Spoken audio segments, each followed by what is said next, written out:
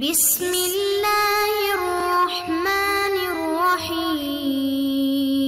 السلام علیکم معزز طلباء کرام، آپ سب کیسے ہیں؟ آج ہم معطا امام محمد کے سبق نمبر 146 کو پڑھیں گے۔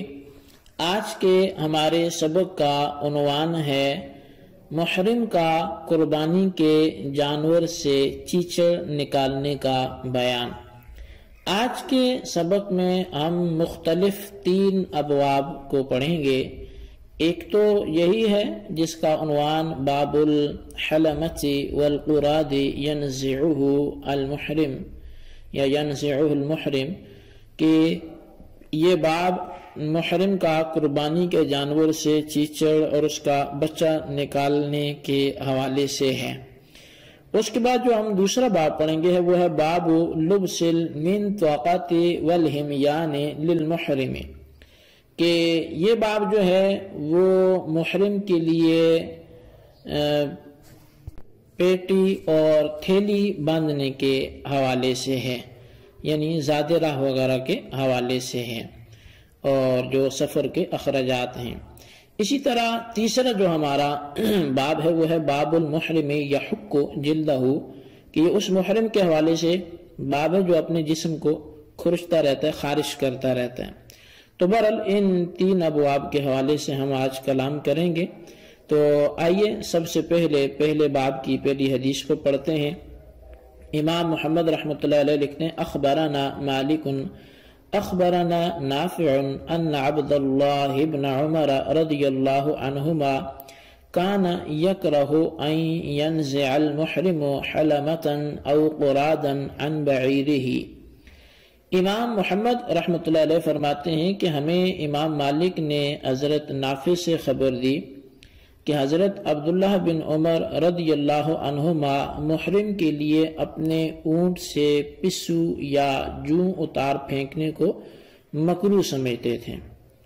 قال محمد لا بأس بذلك قول عمر بن الخطاب في هذا اعجب الینا من قول ابن عمر۔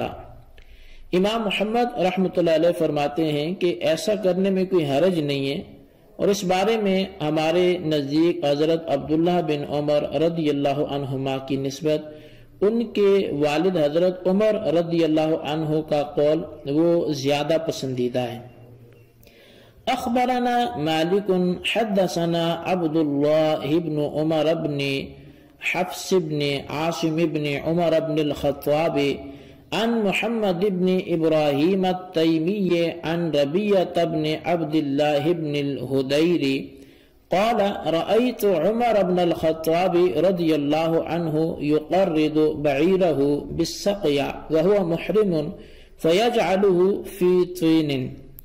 امام محمد رحمۃ اللہ علیہ امام مالک سے روایت کرتے ہیں کہ امام مالک نے فرمایا کہ ہمیں عبداللہ بن عمر بن حفص بن عاصم بن عمر بن خطاب نے خبر دی کہ اور انہیں حضرت محمد بن ابراہیم تیمی نے حضرت ربیعہ ابن عبداللہ بن ہدیر کے حوالے سے بتایا کہ حضرت عبداللہ بن ہدیر نے بتایا کہ میں نے حضرت عمر بن خطاب رضی اللہ تعالیٰ عنہ کو حالت احرام میں اپنے اونٹ سے پسو نکال کر کیچڑ میں پھینکتے دیکھا ہے۔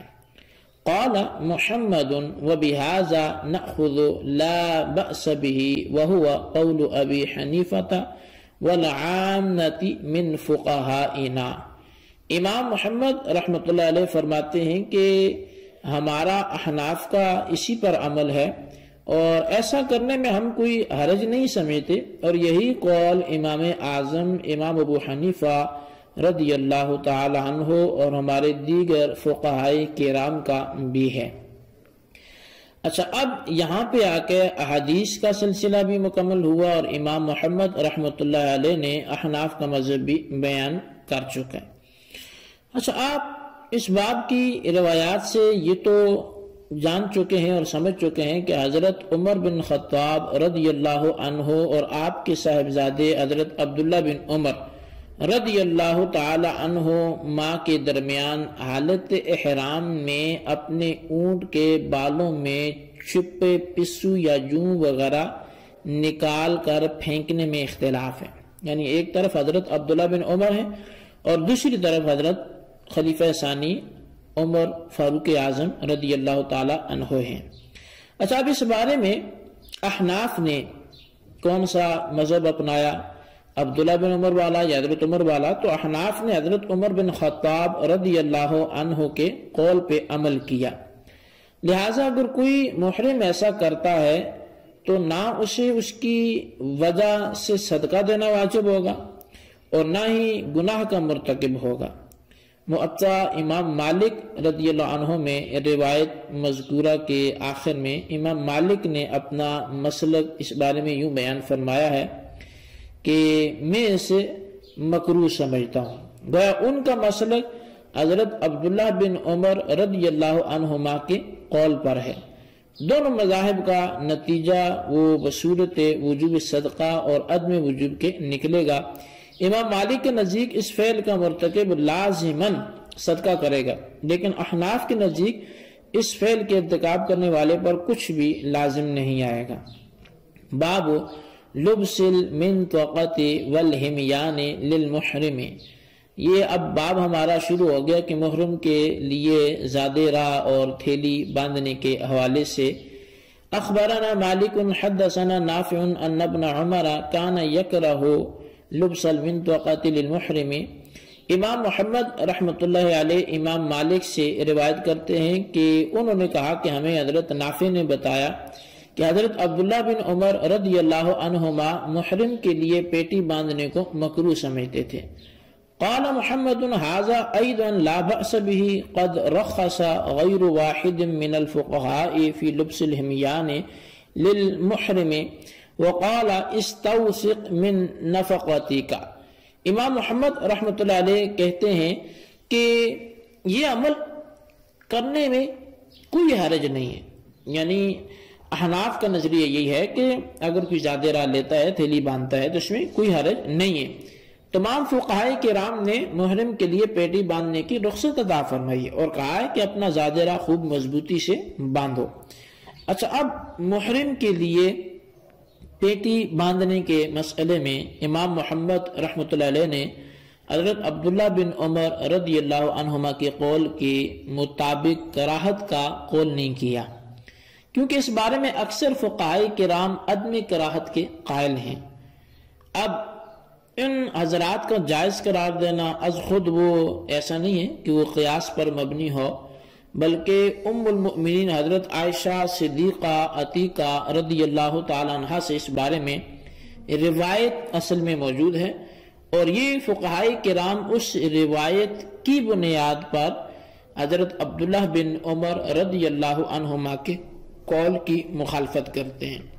تو گویا ان کے پاس بھی ایک فقیہہ مجتہدہ کی حدیث موجود ہے اور وہ دلیل ہے امام بہقی نے، جسے حضرت عائشہ صدیقہ رضی اللہ تعالیٰ عنہ سے ہی روایت کیا کہ سید عائشہ صدیقہ رضی اللہ تعالیٰ عنہ سے حضرت قاسم بن محمد بیان کرتے ہیں کہ ان سے پوچھا گیا کیا محرم تھیلی وغیرہ باندھ سکتا ہے؟ تو فرمانے لگے اس میں کیا حرج ہے کہ کوئی شخص اپنا زادہ راہ مضبوط کر کے اپنے ساتھ لے لیتا ہے. اور حضرت عبداللہ بن عباس رضی اللہ عنہما سے روایت ہے، فرمایا کہ محرم کے لیے انگوٹھی اور تھیلی باندھنے کی اجازت ہے. تو اب طلبہ کرام آپ یہ دیکھیں کہ تھیلی یا توشہ دان اور پیٹی کی اس دور میں ضرورت آج کل تو اگرچہ اس انداز سے نہ ہو لیکن اس دور میں ضرورت تھی، کیونکہ ہر شخص اپنا خرچہ اور نقدی وغیرہ دوران حج اپنے ساتھ رکھتا تھا. جیسا کہ سب کو معلوم ہے کہ احرام کے دوران مرد کے لیے سلا ہوا تو کپڑا پہننا ممنوع ہو جاتا ہے کہ اس کے کوئی پاکٹ یا جیب وغیرہ ہوگی اور اس میں وہ سامان اپنا رکھے گا. تو اس لیے احرام کے کپڑوں میں زادہ راہ وغیرہ کا رکھنا یہ مشکل تھا. اس ضرورت کے پیش نظر توشہ دان اور تھیلی وغیرہ کو باہر مجبوری جو ہے بامر مجبوری کے اب یہ باہر صورت اس کو جائز قرار دیا گیا. اب اس دور میں کہ جب ہم اپنے آج کل کے دور کو دیکھیں، چونکہ 2023 چل رہا ہے، 2023 ہے، تو اس دور میں اشیاء خورد و نوش کو ساتھ لیے پھرنے کی ضرورت نہیں ہے کہ اب ہم کہیں کھانے پینے کی چیزیں نہیں ملیں گی تو مجھے ساتھ پیٹی باندھنی پڑے گی، ایسا نہیں ہے۔ اور البتہ کچھ نقدی اور سفر کے کچھ ضروری کاغذات جیسے پاسپورٹ ہے، کچھ ڈاکومنٹس ہیں اپنا اس حوالے سے، تو وہ ہر وقت ساتھ رکھنا ضروری ہوتے ہیں۔ اس ضرورت کو پیش نظر رکھتے ہوئے تو اب اس ضرورت کے لیے ان کو محفوظ رکھنے کے لیے پیٹی وغیرہ کا استعمال کرنا اب بھی جائز ہے، ورنہ بہت سی پریشانیوں کا سامنا بھی پھر ہو سکتا ہے۔ تو اس لیے یہ مسئلہ ضروری بھی ہے، اور سیدہ عائشہ صدیقہ رضی اللہ تعالیٰ عنہا کے قول سے اس کی تائید بھی ملتی ہے، لہٰذا ایسا کرنے میں کوئی حرج نہیں ہے اور نہ ہی فدیہ وغیرہ دینے کی ضرورت ہے۔ تو بہرحال یہ جو ہمارا باب تھا، پیٹی یعنی کوئی تھیلی وغیرہ ایسا باندھنا کہ جس سے زیادہ راہ کو محفوظ رکھا جا سکے، یا اپنے خرچ کو رستے میں، یا اپنے ڈاکومنٹس کو، اپنے کاغذات کو اپنے قبضے میں رکھا جا سکے، تو اس حوالے سے ہمارا یہ سبق تھا۔ اب ہم آگے بڑھتے ہیں تیسرے باب کی طرف کہ باب المحرم یحک جلدہ، کہ وہ احرام باندھنے والا کہ جو اپنی جلد کو کھرچتا رہتا ہے، تو اس حوالے سے کیا ہے۔ اخبرنا مالک اخبرنا القمۃ بن القمۃ عن امه قالت سمعت عائشة رضی اللہ عنہا تسأل عن المحرم يحك جلده فتقول نعم فليحكك ويشدد ولو ربطت يداي ثم لم أجد إلا أن أحك برجلي لأحتككت۔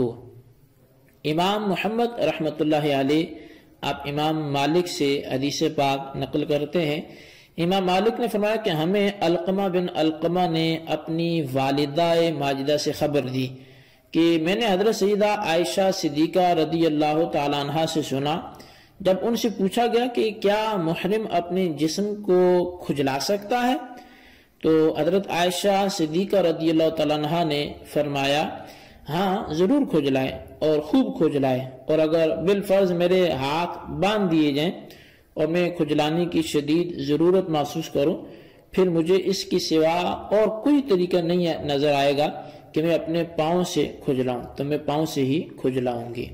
قال محمد وبہذا نأخذ وهو قول ابی حنیفہ رحمۃ اللہ علیہ۔ امام محمد رحمۃ اللہ علیہ اس باب کی اس ایک حدیث کو لکھنے کے بعد، چونکہ اس باب میں ایک ہی حدیث ہے، آپ فرماتے ہیں کہ ہمارا اسی پر عمل ہے، یعنی احناف کا جو عمل ہے وہ اسی پر ہے کہ محرم اگر کچھ وقت ضرور کھجلائے تو کھجلا سکتا ہے، اور امام اعظم امام ابو حنیفہ رحمۃ اللہ علیہ کا بھی یہی قول ہے، یہی نظریہ ہے۔ اچھا، بوقت ضرورت محرم اپنے آپ کو کھجلا سکتا ہے، لیکن اس میں احتیاط برتنی چاہیے کہ اس فعل سے 3 سے زائد بال نہ اکھڑنے پائیں، ورنہ دم دینا پڑے گا۔ بال اکھڑنے بغیر کھجلانے کا جو جواز ہے وہ باقاعدہ روایات میں موجود ہے، جس کو محدثین کرام نے ذکر فرمایا ہے، لیکن کھجلانے میں صرف یہ ہے کہ چونکہ محرم کے لیے یہ درست نہیں کہ اس کا بال کوئی اس کے جسم سے الگ ہو، تو اگر 3 سے زائد بال اکھڑ جاتے ہیں تو اس پر پھر دم لازم آ جائے گا۔ تو بہرحال اس حوالے سے امام بہقی نے ایک حدیث پاک لکھی ہے جو ابن ابی یحییٰ کے حوالے سے، انہوں نے بتایا کہ حضرت زبیر بن عوام رضی اللہ عنہ نے کسی کو حکم دیا وہ ان کی پشت پر موجود میل کو دور کرے، تو اس نے آپ کی پشت کو کھول دیا اور آپ اس وقت محرم تھے۔ حضرت جابر بن عبداللہ رضی اللہ عنہ سے مروی ہے کہ آپ نے فرمایا کہ محرم اپنے سر کو انگلیوں کے اندرون حصہ سے کھجلا سکتا ہے۔ تو اب ان آثار اور روایات سے احناف کے مسلک کی تائید ہوتی ہے، اور بعض صحابہ کرام کے عمل سے اس کو مزید تقویت ملتی ہے۔ تو لہٰذا محرم اگر اپنے جسم کو کھجلاتا ہے تو اس صرف کھجلانے سے اس پر دم واجب نہیں ہوگا، البتہ جو شرط بیان کر دی گئی کہ اگر 3 سے زائد بال اس سے کٹ جاتے ہیں، گر جاتے ہیں، تو اس پہ دم لازم آئے گا۔ تو بہرحال یہ ہمارا آج کا سبق تھا، جانور سے چیچڑ نکالنا یا اپنے ساتھ تھیلی وغیرہ باندھنا احرام کی حالت میں، یا محرم کے اپنے جسم کو کھجانے کے حوالے سے، ان تینوں ابواب کا خلاصہ آپ اپنے رجسٹر پہ ضرور لکھیں۔ اللہ تبارک و تعالیٰ سے دعا کرتے ہیں جو ہم نے پڑھا سنا اسے یاد رکھنے کی توفیق نصیب فرمائے، آمین بجاہ النبی الامین صلی اللہ علیہ وسلم۔